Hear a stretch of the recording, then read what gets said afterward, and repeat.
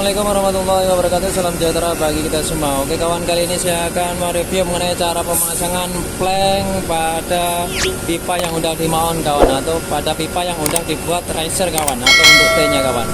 Pada dasarnya dalam pemasangan plank kawan, tidak ada aturan yang baku harus dipasang macam apa kawan. Kalau untuk pipa yang bulat, yang biasa, yang tidak dibuat untuk riser atau buat untuk maunya, itu biasa aja dipasang, sekedar dipasang, cuman di sini diganjal pakai apa, yang penting nanti dia tidak kandas ke bawah kawan, pipanya tidak kandas ke bawah sini. Nah, sedangkan untuk pipa yang udah dimaun itu ada caranya kawan. Oke, sebelumnya kawan, kita harus bagi planknya ini dibagi menjadi dua bagian, digaris saja menjadi dua bagian, nah, atau 4 bagian pun bisa, 2 bagian pun bisa. Nanti langsung masukkan pipa yang udah dibuat mount ini kawan. Ini pun kemarin udah dibagi menjadi 12 kan, dalam pembagian untuk pembuatan risernya atau maunya itu bagi 12. Ini masih ada garis-garisnya, dan ini nanti akan dipasang di sini kawan. Tapi sebelumnya dibagi menjadi 4 atau dibagi menjadi 2. Oke, kita langsung aja.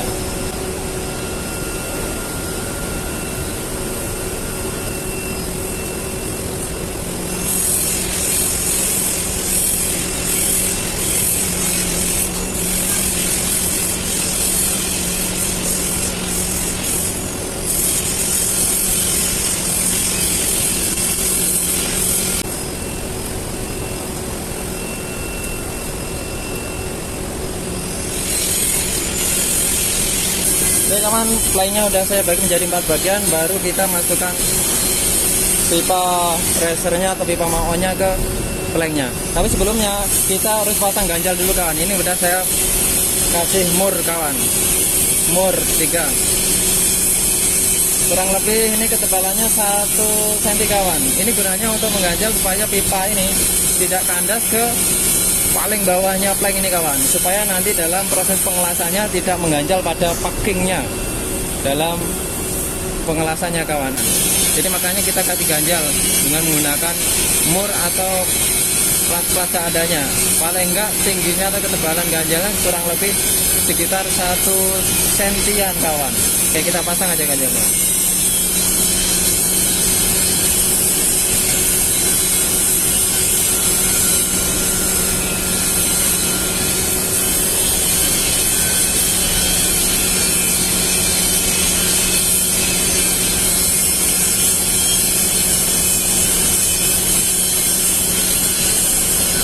Oke, setelah terpasang kawan, kita paskan garis-garis ini yang udah saya bagi menjadi 4 untuk pipa maunya, pipa risernya udah saya bagi menjadi 4 dengan patokan pada lengkungan yang paling rendah dan lengkungan yang paling tinggi. Dan lengkungan yang paling tinggi ini adalah patokannya di sini kawan.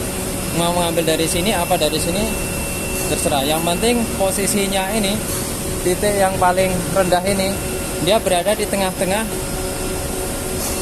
daripada lubang baut ini kawan. Berada di tengah-tengah daripada lubang baut ini. Posisi titik yang paling rendah nih, atau juga titik yang paling tinggi ini posisinya di tengah-tengah antara lubang baut ini kawan. Bukan posisinya di tengah lubang baut ini atau di tengah lubang baut ini. Itu nanti keliru kawan. Jadi posisinya di tengah-tengah antara lubang baut gitu. Jadi standarnya kayak gitu kawan. Setelah kita paskan pada di tengah-tengah lubang baut ini, antara 2 lubang ini, baru kita siku kawan.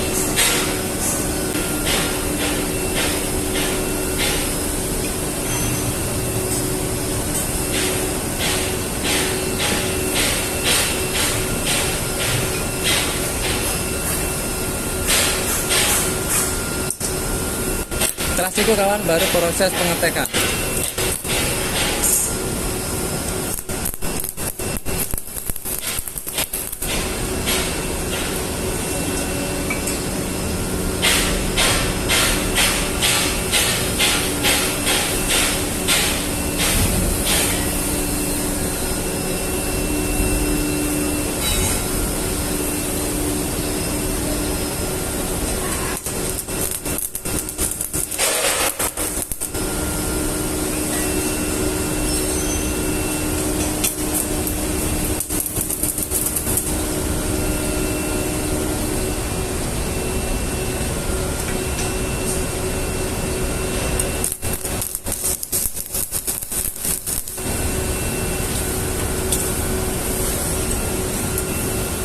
Oke kawan, ini ada proses penyetelannya udah selesai. Oke. Ya terus kenapa kok harus titik yang paling rendah ini posisinya di tengah-tengahnya lubang baut kawan? Nah ini pertanyaan yang logis, pertanyaan yang biasa disampaikan pada teman-teman kita. Kenapa kok ini di tengah-tengah yang paling titik tengah yang paling bawahnya atau titik tengah yang paling tinggi ini, kenapa kok letaknya dia harus di tengah-tengahnya ini gitu? Kenapa nggak di tengah lubangnya sini? Kenapa gitu? Oke, di sini akan saya jelaskan kawan. Kalau untuk racer yang panjang kayak gini kawan, mungkin masalahnya nanti tidak akan ditemukan. Kalau dia racernya atau pipatenya atau maonya ini pendek kawan, suatu misal dia maonya pendek segini kawan,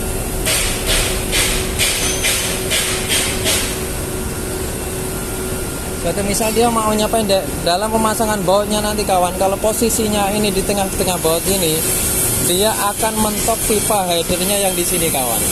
Nanti dia akan mentok pipa headernya di sini. Kalau terletak di samping, dia tidak akan mentok pipa headernya yang di atas ini kawan. Dengan alasan seperti itu tadi kawan. Apabila dia di tengah-tengah baut, kalau dia racernya pendek, dia akan menyentuh headernya dalam pemasangan bautnya. Oke. Dan kita tengok yang bagian dalamnya kawan.